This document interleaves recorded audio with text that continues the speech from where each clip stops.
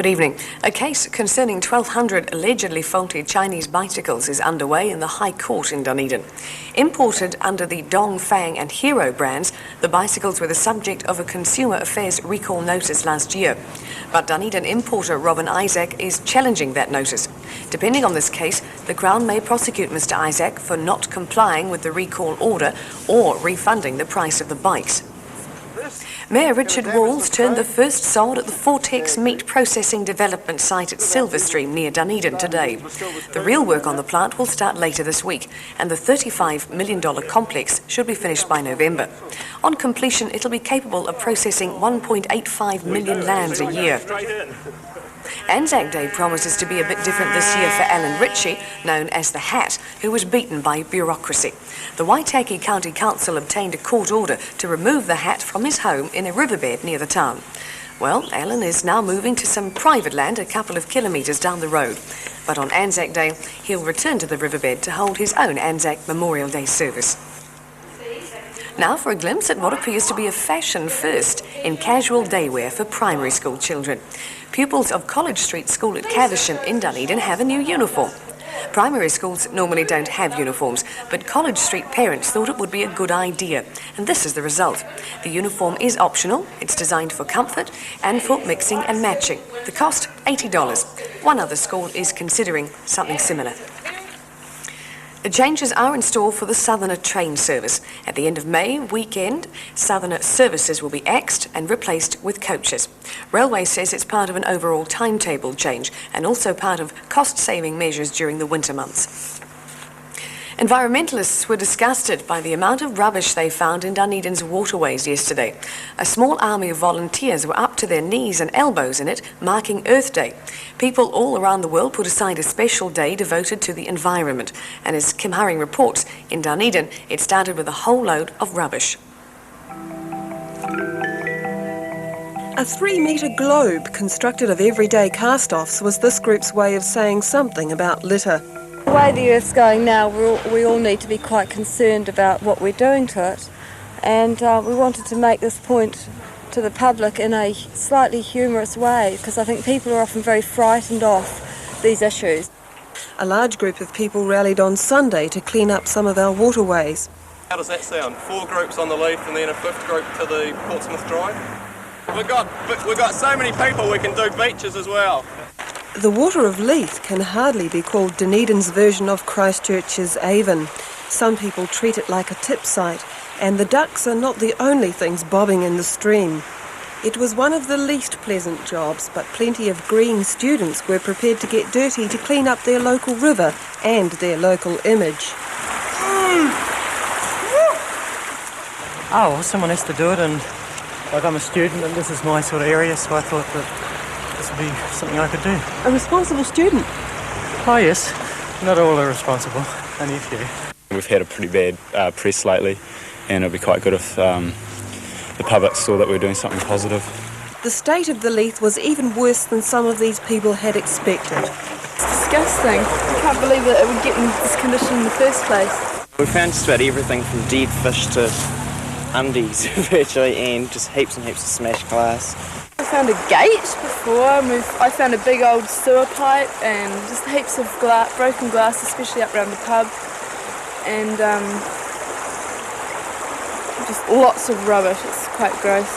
A real variety of stuff, from rabbits' intestines and sacks to stoves. There's a big stove over there, rubber tyres, iron, a lot of plastic. Like, I personally was out at Portsmouth Drive and 90% of it was plastic, like just heaps of plastic. And these people at Tomahawk, they found a really disgusting bag full of raw sewage. Like, this is just a sample of the raw sewage they picked up, which is a bit disappointing because I actually rang up the council last week and they assured me that raw sewage wasn't being pumped out on Dunedin beaches anymore. So we're pretty horrified that this sewage is still on the beaches. During the clean-up, statistics were kept of the type of rubbish being found in the Leith and on beaches and in the harbour. And in just over 2 hours, they collected nearly 2,000 pieces of fishing net or rope, more than 700 pieces of hard plastic and 300 aluminium cans. Another Earthday story. Otago's outstanding hockey player Tina Bell ensured Dunedin's new artificial sports surface was christened in style when she starred in New Zealand's double win in the Women's Internationals played over the weekend. And Ken Nicholson reports that all the hard work to get the Alexander McMillan turf in Otago has already proved worthwhile. Years of planning, fundraising and just plain hard work finally paid off this weekend as a multi-purpose artificial surface brought international hockey to the city for the first time in 12 years. Everything from aerobics to touch rugby was on display before the Mayor, Richard Walls, officially opened the $700,000 plus facility. And to officially declare the Alexander McMillan turf open.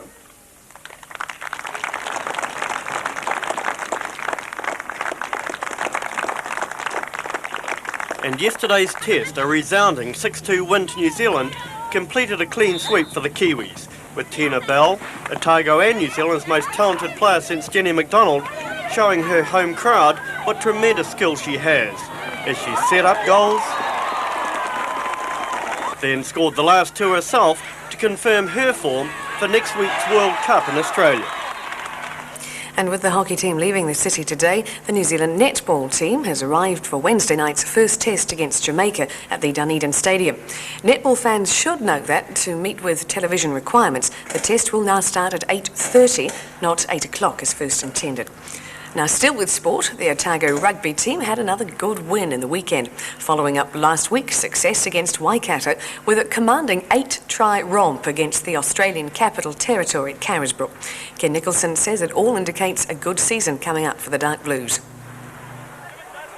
Once again, Otago was hard hit by injuries for this match, but one player who took full advantage of the good play by those inside him was former Hawke's Bay winger Paul Cook.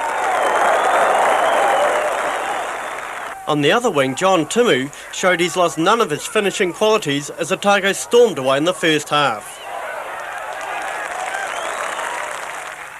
And a superb piece of handling by Stephen Cottrell allowed Stone to put Cook in the clear again, and Otago had run in 3 fine tries in a spell of 6 minutes.